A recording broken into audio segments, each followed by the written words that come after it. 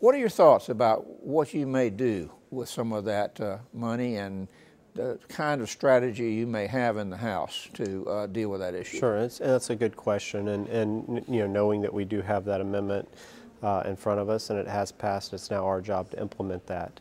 And certainly, you know, we're focused on making sure the intent is that we use it for the acquisition and maintenance, and that's the key thing is trying to find that balance.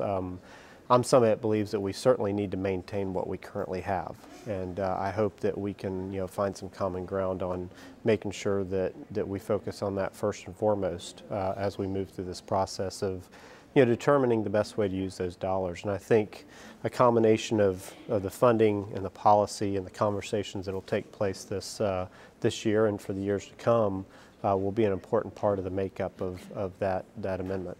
Some in the environmental community say, you know, really it's not that much of a mystery. You know, that we have laws and we have priorities for spending. Why don't you just look at those laws? But I know your counterpart, President Gardner, is saying what I kind of hear you saying. It's not that simple. We've got to take a look at the bigger picture, the long-term picture. Sure, and that's the important thing, is it's a comprehensive approach. It's knowing that we have a long-term decision to make, and it's not something that's going to be solved in year one or year two. Obviously, the amendment has, you know, a time period attached to it, and the policies that we put in place need to reflect that. So that'll be the challenge before this legislature when it comes time to enact this.